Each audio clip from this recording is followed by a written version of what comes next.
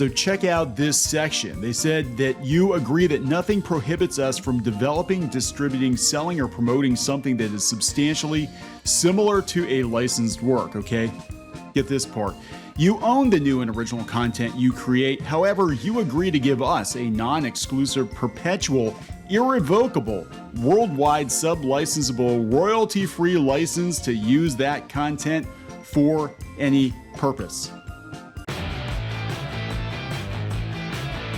Hey guys, welcome back to Clownfish TV. This is Neon, and the day is here. The day that the OGL 1.1 for Dungeons & Dragons from Wizards of the Coast has been leaked.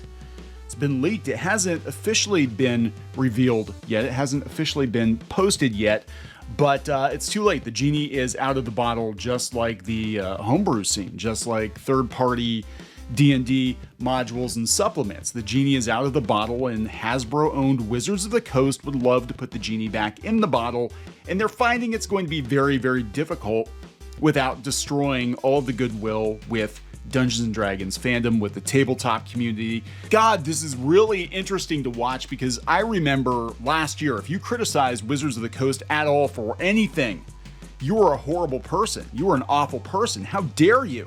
How very dare you criticize WotC? They're the good guys, everybody. Wizards of the Coast is a community. It's not a company, it's a community. They love everybody, and you're just a bigot hater. WotC are the good guys, and we've seen this kind of delusion before. People standing for corporations. Everybody forgetting that Wizards of the Coast is owned by Hasbro, the largest toy manufacturer in the world, and Hasbro has a history of using and then discarding its fandoms. I mean, this has happened on multiple occasions. They've effed over the Pony fans. They've effed over the Transformers fans, G.I. Joe fans. I mean, it's often two steps forward, one step back with Hasbro and their relationship with fandoms. And anybody could have told you that this was going to happen eventually. And apparently, Magic the Gathering players and fans were sounding the alarm last year. And it should have been obvious that things were going to change with D&D, and not for the better, when they announced that their new president was coming from Microsoft. And she's constantly talking about how D&D is under monetized and players need to be monetized and all the stuff needs to be monetized. And here it is, guys. This is basically going to put the kibosh on third-party D&D. It could throw a wrench into homebrew. Lots of people upset about it, and we'll talk about the specifics of it. But I think this is going to absolutely gut the D&D fandom for the foreseeable future. I don't know if they can fix this, even if they walk some of it back. But yeah, everything that was leaked on, I think it was Gizmodo. Everything that was leaked on Gizmodo, these draconian rules, it turns out that they're true. So we're going to talk about it. Before we get into it any further, please subscribe for more pop culture news, views, and rants, guys. Over 285,000 subs. Thank you so much for the support. We've been talking about tabletop a lot in the last couple of years because I was trying to get my kids into it, and I don't recognize this version of D&D. Everything about it, the scene, the company, even the rules, very, very different from when I played D&D back in the day. And I've actually found OSR to be more to my liking, but, OSR players are being attacked now, too. Very conveniently, I might add, OSR players are being attacked days before the 1D&D OGL 1.1 is leaked. It's almost as if Hasbro's like, well, don't look at the alternatives, guys. If you want the one true, pure, anti-racist D&D, you're going to have to go through us. And they're effing over the very community that they've courted for the last several years, and it's not going well for them. I found this on Facebook. I don't want to lift somebody's meme, but I don't want to put them in the target and the crosshairs either, because I know we have a lot of crazy people that don't like us very much. But I thought this was very fitting, talking about 1D&D being like the one ring, the one ring to rule them all. I likened it to Highlander. Because it's basically there can be only one, and as far as Hasbro's concerned, it's going to be official D&D, and that's it. So we'll talk about this. We'll talk about the leak, which is out there. Melissa Belladonna, D&D VTuber, how you doing? Has it out there? Has a leak to it on a Google Drive, and I've actually got it pulled up. So yeah, this is coming from Game Rant. Dungeons & Dragons leaked OGL reveals plans for homebrew in 1D&D. The so-called OGL 1.1 for 1D&D leaks online, revealing a potentially bleak future for third-party content creators in Dungeons and Dragons. This is how it started, guys. So it's been leaked, but now we have the actual document. So I'm going to give you a little bit of backstory, and then we're going to show you what the actual document says, because people jumped into the comments. They jumped into the comments on my previous video and said, this is a lie. There's no proof that it's going to be this draconian. Everybody's jumping the gun. No, it's actually much, much worse, I think, than people realize. Says a copy of the new OGL for D&D has reportedly leaked online. We have it. We're going to look at it. And the contents have third-party creators concerned. The updated legal document is about 10 times longer than the original and is full of new protections for Wizards of the Coast and restrictions for D&D content creators. So yeah, let's just give you the bird's eye view of this. And again, a lot of places sounding the alarm. The bird's eye view is that Hasbro doesn't want you making bootleg D&D anymore. The OGL has been around for, I believe, 22 years, and it let content creators, as long as they credited Wizards, create third-party stuff for Dungeons and Dragons. And this has led to, successful Kickstarters, crowdfunders, entire companies popping up built around, creating supplements for D&D. Paizo being a great example of that, which they're the biggest competitor right now for D&D, and I think that's probably why this was written. But again, an entire influencer culture that's been monetizing D&D. Critical Role, I think, was a big reason why they're doing this, because it came out that Critical Role is actually the highest paid group on Twitch, that they made $9 million or something, which compared to YouTube is not a lot of money, because it was like $9 million over the course of 3 years. But they have a lot of other stuff going on. They did I think it was like a $12 or $13 million Kickstarter for the animated series. They sell a bunch of merch. So they're making bank, right? And this new president of Wizards is coming in, and she's like, yeah, D&D is under monetized. We should be getting a cut. They're making Critical Role action figures. We should get a cut. They're selling Critical Role t-shirts. We should get a cut. And it might be that Mercer and company actually worked something out with WotC, but he's been liking tweets of people that are not on board with this. So let's take a look at this, because I don't think any news outlets are actually breaking it down. This is again Melissa Belladonna, who is posting this. Here it is. Let's look at some of this, and then we'll look at the reactions. Open Game License 1.1 intro. And again, I have no way of knowing if this is the real deal, but I'm assuming, because this would be a hell of a lot of work to go through if it were fake. D&D is all about creativity, both yours and ours, throughout the nearly 50 years since the first release of D&D. Wizards of the Coast and its predecessor, TSR, haven't, and they made sure that they put that in there, its predecessor, TSR, because there's a lawsuit right now over the trademark. So they got to make sure that, we are TSR too. I'm just saying, they made sure they got that in there. Have encouraged people to build new campaigns material on the foundation of the D&D base game. Historically, in the past, we have allowed fans through our open game license to make and sell commercial content using our intellectual property via the system's reference document. This practice has continued for more than 20 years, and we continue to support it today. But a lot has changed over the last half century, including the rise of the internet, apps, Web3, and even virtual TTRPGs. Now in 2023, we are updating the open game license to address some of these new money-making schemes, new realities, and fix some of the loopholes and contradictions that made their way into the open game license during the time since its first release. Here it comes, guys. Here's the other shoe.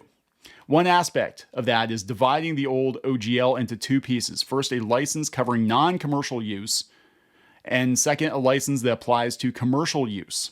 The OGL, non-commercial, and OGL, commercial, together make up the updated OGL. The revised license is intended to protect the D&D brand by reducing creator confusion, preventing bad actors from tarnishing it, and preventing large businesses from profiting off of it without proper checks and balances. Make checks payable to Wizards of the Coast, please. In Pawtucket, Rhode Island, Hasbro Corp. The actual license is available through the hyperlinks below if you're comfortable with the legalese or somehow actually enjoy reading legalese. I'm not going to go through the whole thing, but this gives you an idea. Feel free to jump ahead to those links. We've included explanations and examples alongside the legal language to help make the OGL easier to understand and comply with. You can get those to those comments by clicking the link after each section. If, on the other hand, you would like to start with a plain language version of how the OGL works, you can start here the FAQ section. In addition to that, we have included a set of comments in the license itself that accompany the legal language and provide explanations and examples to help make the license easier to understand and comply with. Get to those comments by clicking a link. Below are a few of the FAQs about the new license and its parts. What is non-commercial use of SRD content? That is, if no money or anything else of value is changing hands to get access to the things you create, that's non-commercial use and covered by and subject to the terms of the OGL, non-commercial. So basically, if you're just making stuff up and putting it out there for free, you're fine. But if you want to take any money for it, even Patreon, you're in trouble. Non-commercial, yeah, any form of payment or income for access to your work is involved or is specific to a particular work. Even if it's just $1, it's covered by OGL commercial. So this is where it gets really confusing for me, because I'm like, if you talk about D&D in a video, or you maybe talk about worlds you're creating or monsters you're creating or campaign settings or something that could be used for D&D in a video, and it's not actually maybe there isn't a hard copy of it. You're just explaining how this works or that works or whatever, and that video is monetized, and you're going to make more than $1. Apparently, you need a commercial license, I think.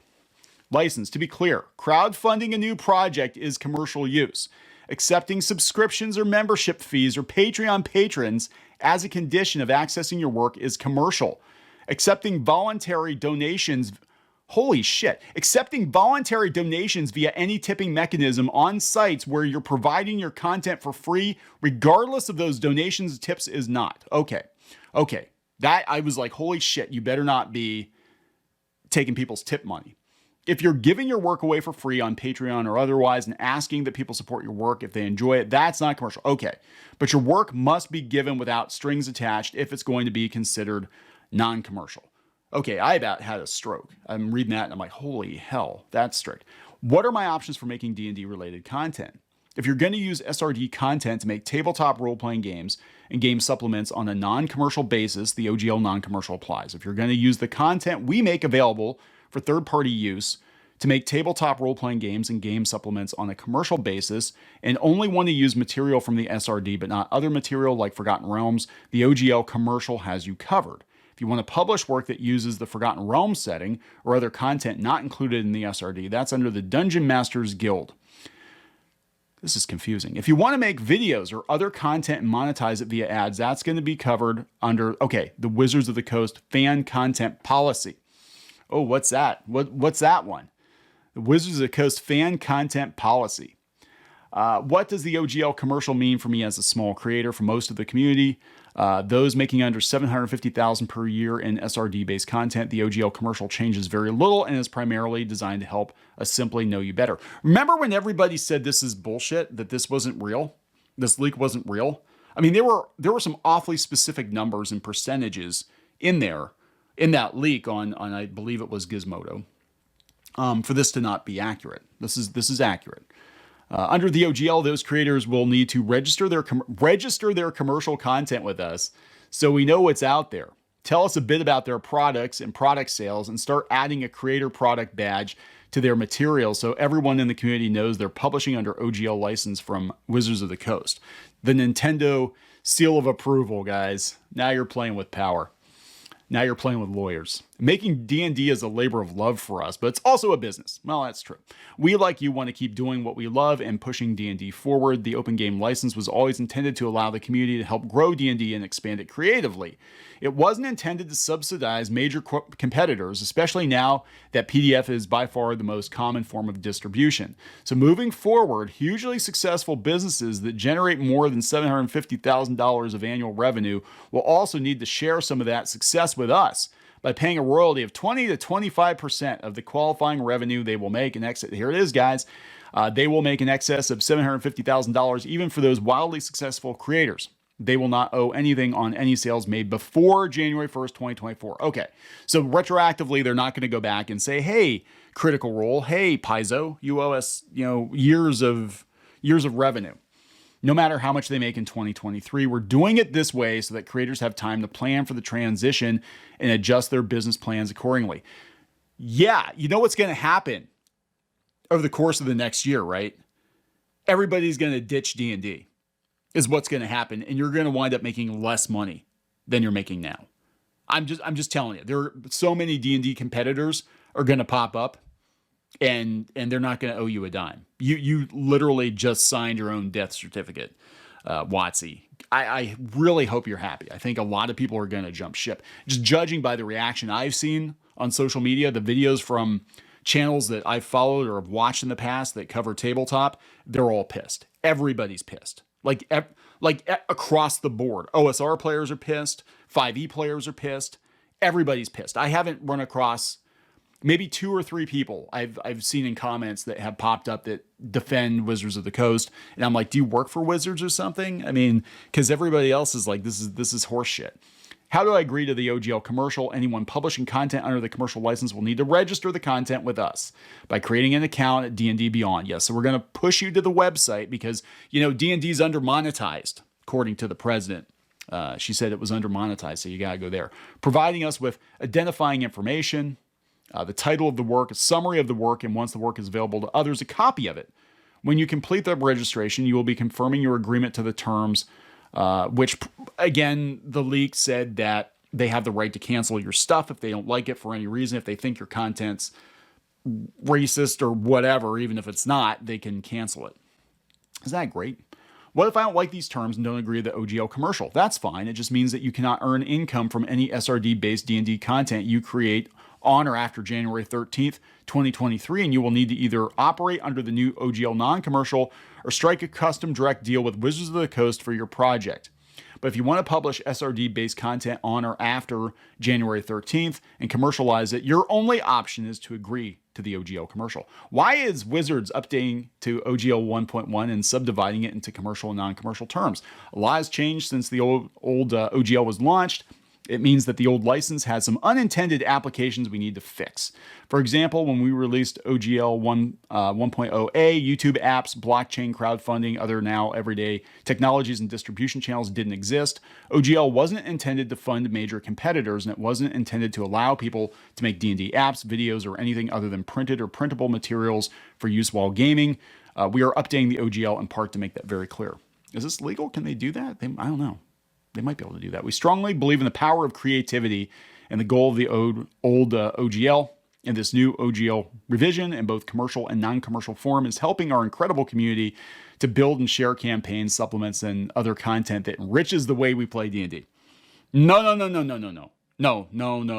If you've actually paid attention to the feedback, Hasbro, you have just tossed a hand grenade into that beloved community of yours. And the mask has fallen off, and now they see what we've always seen, which is you are a corporation.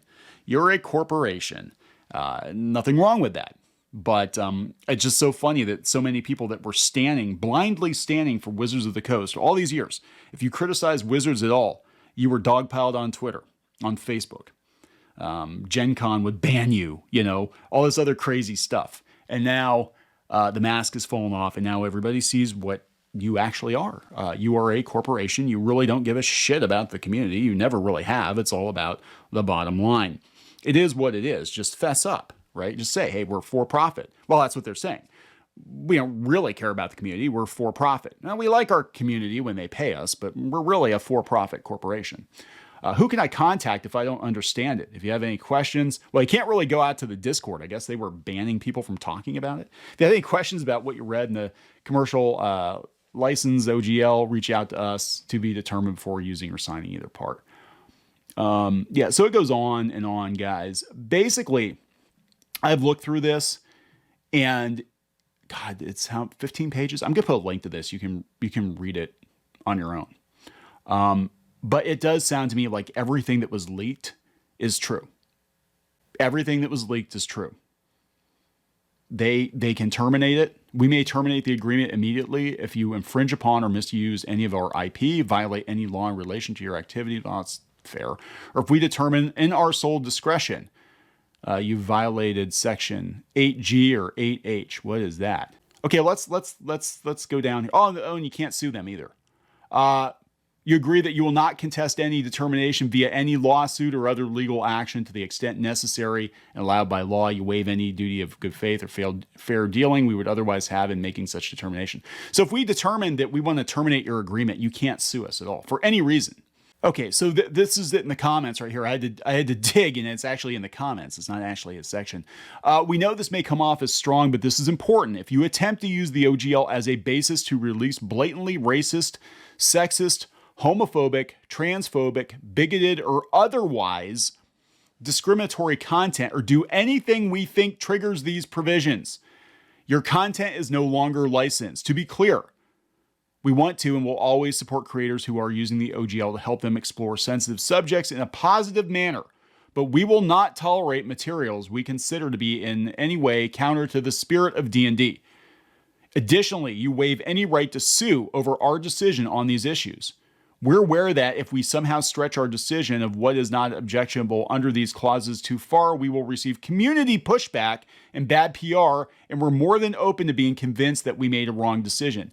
If that were the case, you would walk this whole fucking deal back, Wizards, because this is going to destroy the fan community, the goodwill that's been built up over the last couple decades. I'm looking at the comments, I'm looking at social media, and nobody is talking positively about this. And the thing is even if you walk it back, knowing who's in charge right now and knowing what her mindset is, that D&D is under monetized, we know that it's going to be another Trojan horse. They're going to rework this a little bit and then try to sneak it back in at some point in time. Because this is how they roll, no pun intended. So they can just yank your license for any reason. So if somebody complains, somebody you don't like finds a page or a monster description or something in your content, and they complain to Wizards, they can get your license pulled. And they don't have to, there's no legal recourse. They can take your money and everything. Like, you still have to pay them.